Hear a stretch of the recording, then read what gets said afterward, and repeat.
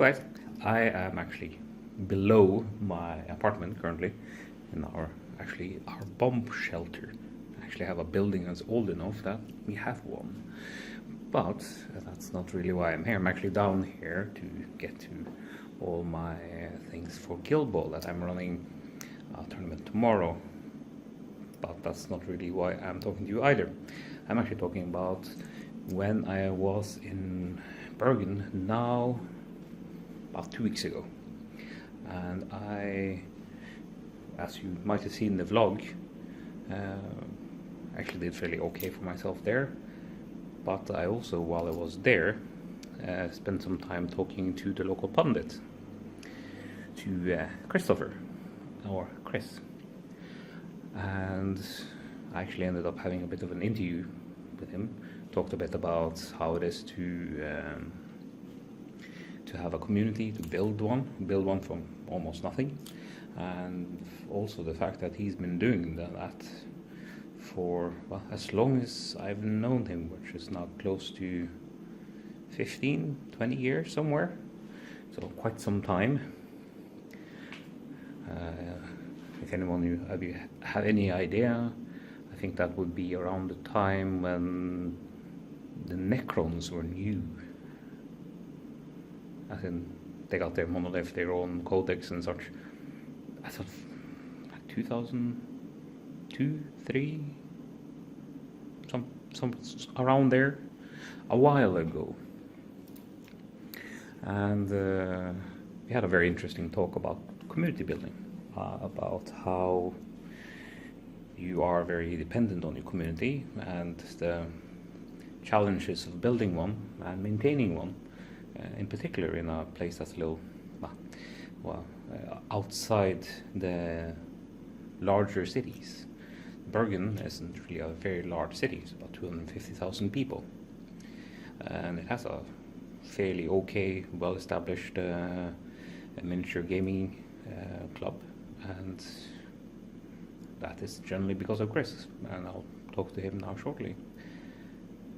And I don't think there will be a lot of things happening there without him, but you also get to hear a bit about the history around and what's happened in Bergen as well. Some of my really, really old memories of actually going to the store that was there at the time, and generally actually getting to know the game. But in this case it was actually Warhammer 40k that I actually played, and later I played a little Warhammer Fantasy, and then I was out of the hobby out of almost any hobby for quite some years until I started again after I then moved to Oslo. But anyways, I'm not going to bore you with my life story. I'm going to set you right over to me and Chris, and you can see what we have to say. So, well, now we're here. We have actually gone through an entire day of games, and I've snuck to and actually gotten the, what should I call you, the grand old man here? Is that rude? Yeah, I suppose, yeah. Yeah, okay. Well, emphasis on the old, yeah. Well, in any case, you've been hosting us these days. Yeah. And it's been a lovely tournament. Thank you. And you've been doing this a while, haven't you? I have indeed. I think our first tournament, we were talking a little bit about it earlier. Yeah. I think our first major tournament was about 2003. Yeah, but the Winter War. Winter War, yeah. Yeah. We decided to have the original side of it was an East versus West battle. Yeah. And it escalated somewhat quickly, and we ended up with guests from Spain and Iceland and Belgium. So it came from everywhere, really. Came from everywhere, yeah. Yeah. And we ended up in probably the coolest venue I've ever been to for a tournament. Yeah, it was a underground Second World War command bunker that had been converted into a nightclub for the high school in Bergen. Yeah. With its own bar and stage, and about 30, 40 metres underground. So it was fun. That was pretty cool. Although I will say, carrying the tables down those stairs and up again afterwards was no fun at all. I imagine that could be a little damper on the the arrangement part of it. Some of the evening tidying up wasn't fun. I imagine that. As well. Was it cutting your head? Cold spot there. Now you can actually see his entire head. It is there. Yeah, it's older. You have a background from Britain, right? I do, yes. I moved here in '86. I was 13 years old, didn't get much chance to have a say in the matter, but there you go. But yeah, I've been here since then, so probably longer than most of you. Yes, for the most part. I remember meeting you around 2002-ish, I believe. Yeah. When I started playing Warhammer 40k, and I think you've probably gone through every game system I can name and a few more. Yeah, probably. I think I've probably touched on at least most game systems, not Infinity, as I said to Lino just earlier, I dodged that bullet. Probably just as well. Time and effort is the resource. Yeah, it is. But of course, game systems come and go. So I don't know how many piles of things I've got that are no longer used. It adds up. Yeah, it does. And quite a bit of storage space, all in all, as you guys probably know. I have certainly. We'd probably less said about that the better. We try to keep the peace. And We don't want to come over too strong as a geek. That's true. Well, but you had a bit of an interesting challenge in the sense that this is a fairly small community and actually more or less remained so for a very long time. What do you think is really challenging with it? It's I'll try not to tread on anybody's toes here. Yeah. I mean, for those of you that don't know, I've had a background of working in what was Avalon at that point, and prior to that again, Valhalla. Worked there for a total of 12 years. So building the community through the shop was really easy because it was there. One could organise a games night, get people in. It was no big deal. So yeah, the shop. I was in the shop. I could use the shop as a resource. That's not the case now. I'm a teacher. I don't work in shops anymore. But I use my free time on this, and that means that I don't have the immediate connection to the shop. So it's much more of a intense voluntary work, which is hard. I'll grant that it's hard. It's difficult to do recruitment. So we are a limited group. So it's a very different type of challenge. Since, for example, if you can, as you say, within the shop, it's fairly reasonably simple, and outside, and there's a lot of different challenges, time-wise, in particular. I imagine that's in particular. Well, time. Of course, is a big factor, but also it's how to reach out to the players, because Bergen, 250,000 plus people. There is a market here. There is a community. It's a big university town. There's a high school. There's the hospital. There's lots of students. We have worked at trying to get in touch with them, to get them into our club community. But it's difficult. It takes a lot of effort. Because there's so many places where you can find them. so yeah, it's hard work. Yeah, it's a really bit of a spider kind of work, I suppose. Yeah. We've also actually we've played a little bit with the idea of schools, because being a teacher, of course, now I've thought, well, where can I tap the resource here? So we actually had a week where we had demo games. Volunteers from the club came to my school. In the library after school, and we did demo games every day in all kinds of systems to see what the kids could get out of it. And it was popular, but it's hard work because it's the availability of the things as well. Yeah. It's the availability and it's the money. They're not necessarily the market with the money. They're the market with the want for money. Yeah. Or want for game. But yeah. Yeah, But it's produced a few people that have turned up. Yeah. Yeah, that's pretty cool. And then getting in these slightly younger players also builds up over time as well. If they stay in the hobby. Yeah, if they stay in the hobby, yes. If they don't get too scared by beardy old veterans like me telling them what to do. You know. Well, I think for the most part you can keep them sort of mellow. Yeah, it's not a big deal. It'll be a good one, really. Well, that is a challenge, I imagine. Yeah. What you tell me? Yeah. Tell new players when you introduce them into a completely new game, maybe even new game genre for all that matter. Again, it basically cooks down to customer service in a shop.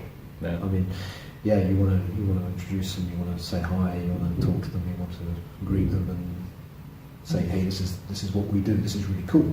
Yeah. And then you do a little guided tour around the club, show them the various games, show them what's available, you know. The club community here is pretty good. It's very, very open for people who want to come and try their game. Yeah. So almost everybody will open up and say, yeah, sure, you can play a game with me. You've never played before? Fine, use my figures. It doesn't matter. They're really open. They're really welcoming, Yeah. which is great. And that's something that I can't really take the credit for it, but it's the people here. They're good. They're friendly. They're open. Yeah. Yeah. Well, I imagine you have at least a part of the credit for actually getting some of I it. don't know. Maybe. You've been around for so long that you have probably been with like most of these people that play here as long as they can remember them playing here. Well, yeah, probably. Yeah. No, you put it that way. God, I feel old. I'm very close to being twice as old as when I met you the first time, so I'm not going to say anything here. No, I mean, if you want old, I mean, I've been doing this aspects of this hobby since about 1980. Yeah. So yeah, old. You've been at it for a while. I have. So I would say I have a good coverage from calling you the grand old man of miniature games in Bergen. So it was a quick segue back to where we started. Yeah.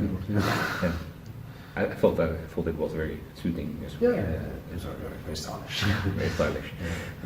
It's a nice segue, I suppose. Yeah, absolutely. I'll just segue straight back to where we are. Yes, and of what course. we've been doing. Yes, a bit to diversion. Yeah, just right back where we are. Yeah. Perfectly sensible. But we actually spent the entire day here playing Guild Ball. Yep. And the most people that's watching this is more than likely playing Guild Ball, at least in part or at some point during their gaming time. And you guys have actually been doing it a fair bit longer than us here in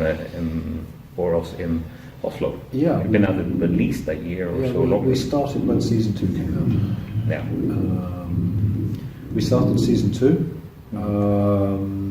And we actually did all the paper dolls and everything before we invested in anything. Yeah. So yeah, the free principle really worked. It was very good. Steamforge. Yeah. Excellent, and it provided people the chance to try something without any investment. Yeah. Which was really cool. Yeah. A lot of people found it a bit daunting to begin with, because a fair number of people were from a privateer press, War Machine, Hordes background. So they took to the whole concept of the card, the activation, the synergies relatively quickly. But people that weren't familiar with that sort of idea, that was a big step for them. Yeah. They struggled with that one. So we had to work quite hard with that. What do you think actually broke sort of through for most people there? So that's a good question. Yeah. Why did people pick it up? Yeah. Excellent, definitely. No, well, you can start with why did you start? Why did I start? In all honesty, I thought the system looked interesting. Yeah. I have always been drawn to games with alternate activation. Yeah. and I've always enjoyed that, much more than on my turn, your turn. So alternate activation, where you have to react to the previous action, has always been entertaining for me. So I picked that one up very quickly. I think it was a great development. It was great, and the figures. I love painting. Yeah, you do. I love painting. I feel I do a high quality paint job. I'm happy with it. It's a great figure. It makes me feel good. So the figures were great. It was easy to get into. It was an attractive game system. And having come from privately pressed games myself, again, rules on card, everything you need to know, done. Yeah, it was very handy. Yeah, I actually came from the Lord of the Rings, which again we've been through. We've been through. Yes, I remember. I actually remember just looking at you guys playing Lord of the Rings and what are you guys doing? Yeah, you guys are almost like nerds or something. Coming from me, standing next to you, playing fantasy at the time, or Wargaming fantasy. Yeah. So it was, but the game just appealed from the start. Really, I read the rules and I was like, oh, this looks interesting. Yeah. And so it's just then a case of, well, I've got to find people to play this with. Yeah. So, in my own case, I went to a Lord of the Rings tournament, of all places in Britain. They handed out random patches. So, and to me, they gave this triangle green thing, and well, what is this thing? So it's Alchemist Guild. Okay, what game system is it? Yeah.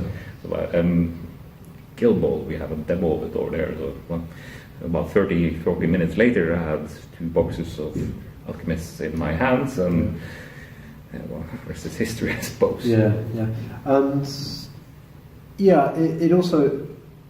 I'll have to add that I think one of the things that really appealed to me as well was the relative. Okay, now how many times have we seen a game system where somebody says, "Oh, this is a really low model count. You don't need to buy very many figures." It always turns out to be a big lie. Yes. Yeah. But when you buy your fishermen, there's 12 figures. Yeah.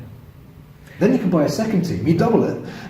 Oh, then you got Union. So it's a big lie, but it was nice and easy packages to get into. It wasn't as if you had to think, I've got 200 products on the shelf, what do I do now? Which is a bit the way Howard Privateer Press or Warhammer or 40k has gone. Yeah, was at that stage. There is a lot of options, and we actually had a fair bit of talk about unused models earlier today. Yeah. Why are some things unused? It's a balancing question. Is it an aesthetic thing? Is it rules? Is it what type of play there is? Is it competitive, contra casual? There's lots of factors. Yeah. There is. We also looked at these. There's not that many that isn't used for most part, but there is some. There are some that stand out, sure. Yeah. And there probably will be in any game system. Yeah, it will be. So it's not like it's a unique thing to Guild Ball. No, not at all. No. That's been a very interesting day. Got to go through a few new players as well that I've never actually played against. Yeah. And I always enjoy playing against new people. And also one of the reasons why we're actually going over here is there's 3 of us from Oslo coming over. I think we had a great time over here as well. With very new people, new ways of playing as well. A lot of tight games. Very. Well, that's a little bit something what we because we're quite a small community. There's our own little local, should we call it a meta? Let's not beat around the bush. It's a local meta. Yeah, it develops and people play in that particular way. And it's been the same, well, all the way through all our games, really. Yeah. I remember it was called in 40k back in the days of World War 3 or so about 2006, 2007 maybe. Yeah. It became known as the Bergen Bubble, where everybody was just out to play a friendly game in a tournament environment, and it didn't make sense to the people that came from Stavanger or Kristiansand or whoever, and they were like, well, let's see if we can burst the bubble. And the bubble was fine. And in many respects, the bubble is still here. The bubble is still there. Okay, maybe it's not a bubble anymore, but the general spirit is, I'm playing a game against you. We're going to have a good time. even if I lose, I'm going to walk away saying, hey, that was pretty cool. Yeah. Good one. Thanks for the game. I think it's an important thing for any community to have that sort of attitude that you do enjoy the game. If you don't enjoy the game, you shouldn't be playing it. Well, maybe not you shouldn't be playing it, but maybe the opponent should think a little bit about how he dumped your ass on the floor. There is that too. But there's attitudes and things. I mean, I've also had a, how should we say, an unwritten law in our community about, thanks for the game. Let's talk about it. Let's clear everything up before anybody stomps off and rage quits. Let's be friendly. Let's be civil about it. We also often have this, as we were developing our own sort of meta or team of spirit, I suppose, around the game in Oslo as well. It's sort of everyone sat there after the game and sort of explored it, what happened. And I think that has helped us a lot to grow as a community fairly quickly. Absolutely. And talking to other players on that social scale after the game or prior to the game even does build bridges. It does. And bridges are important. Yeah, I also notice it happens here too. When I'm here, it happens automatically when I'm completed the game. We just both sit there like, okay, so this happened. Why?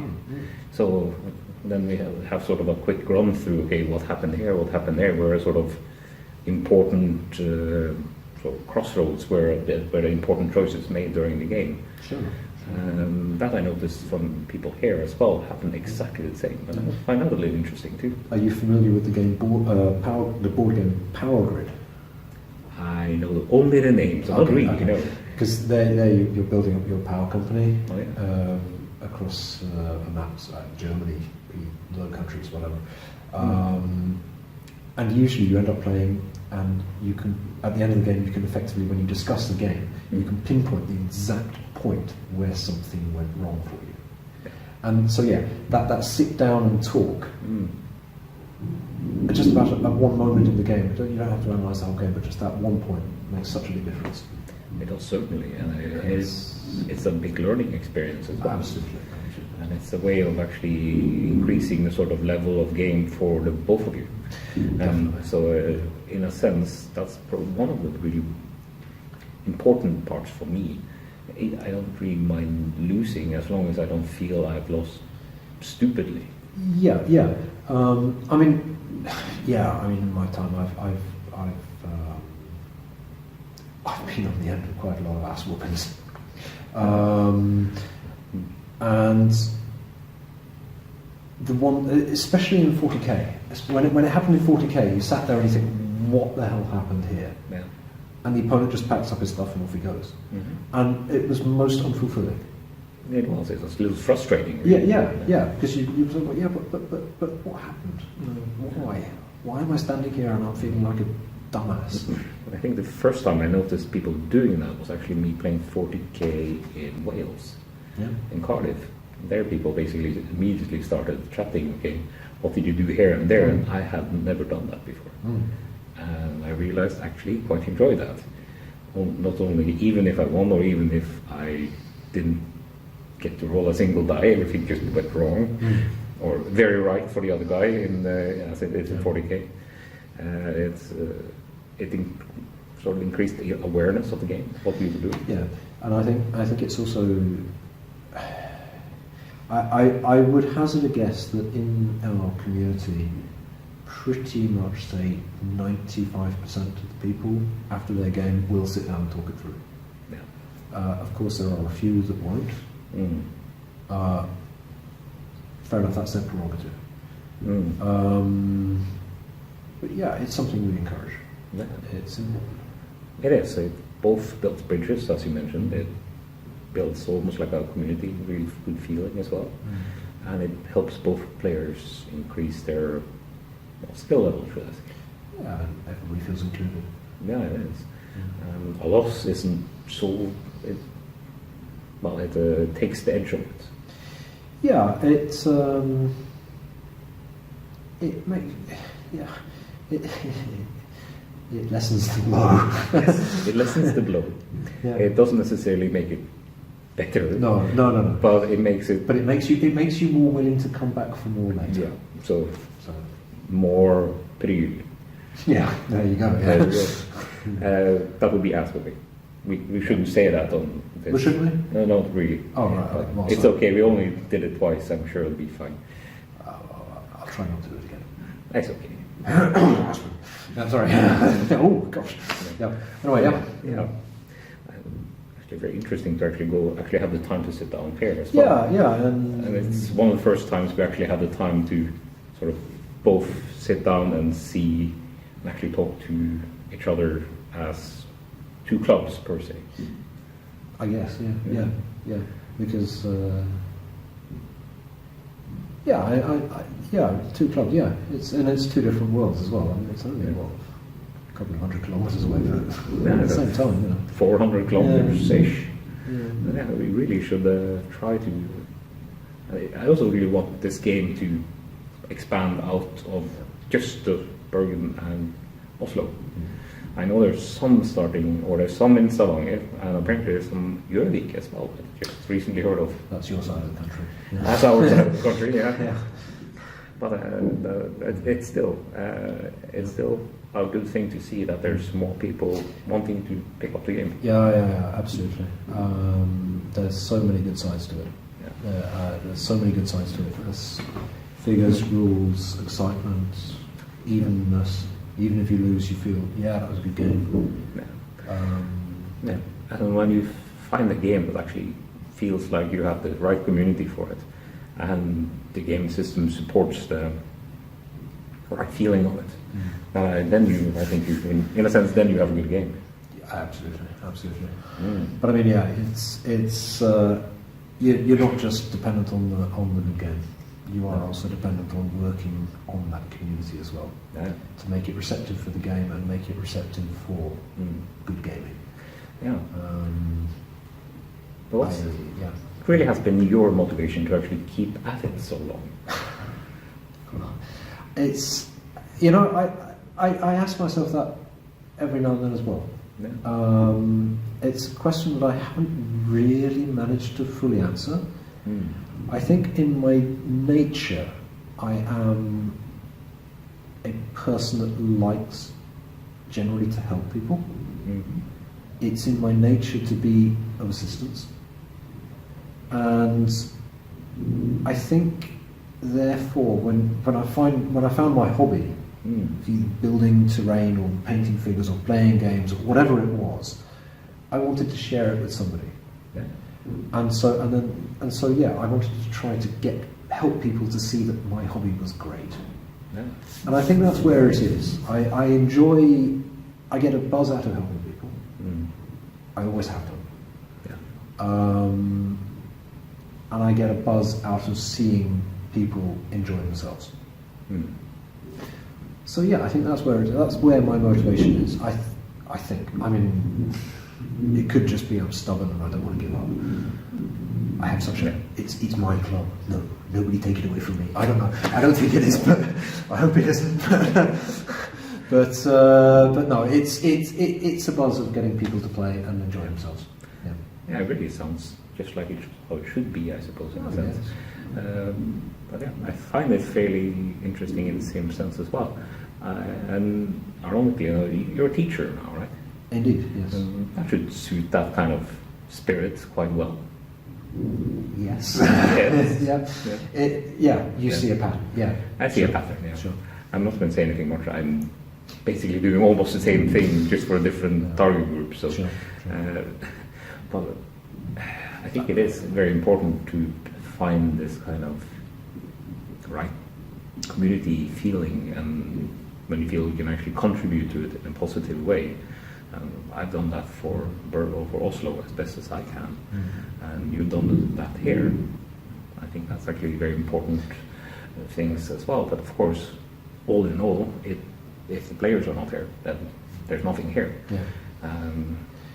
I think there's also another important factor that one's got to consider as well. And when I say it's my club, don't take it away from me. I think there's probably a grain of truth in that as well, because I think continuity is also very important. yes, it's hard to let go of this because I still want to see people having fun, but I want to make sure they're having fun, even if I let it go.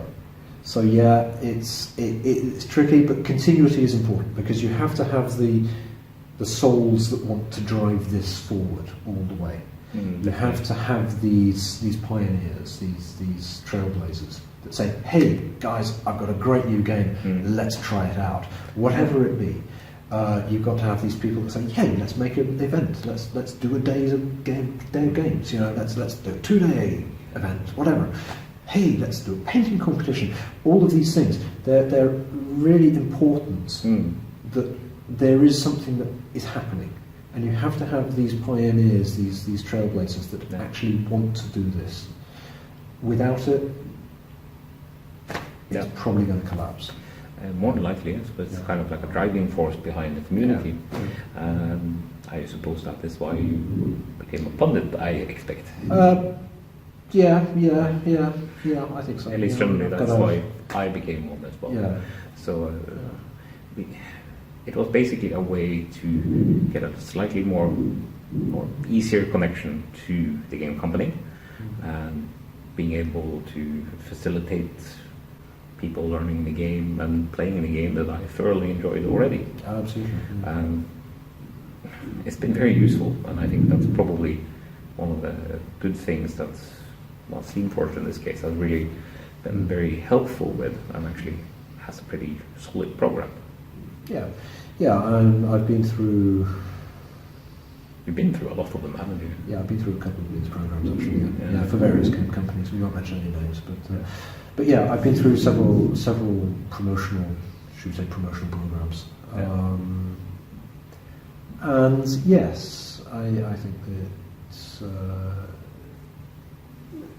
certainly been my impression that being a relatively new company on the block, so to speak, that Steamforged has stepped up in this. They've taken a fair bit of chances too throughout their very relatively short time, and I'm glad they are taking the chances. But not necessarily like we had this PVC, the big teams that actually didn't go too well. And I'm glad they tried, even if it didn't go very well. Sure. But I mean, nothing ventured, nothing gained in this respect. Okay, it's a business model, fine. But, you know, yes, fine, if market research says, yeah, we can try this, and it doesn't work, well, okay, fine. It's not the worst, but they also, of course, always need to invest a fair bit of both time and promotional material. Sure. And it is an investment regardless, but if they, for example, just went on, and if you look at how the campaign went and only about a third of the actual units sold, that would be a pretty bad loss. Sure. But I think I think on the whole and again I don't now work in any shops, but it certainly strikes me as a game system that is very compact to have in a shop. It doesn't take much room. And it's all easily just pull something off the shelf and buy it.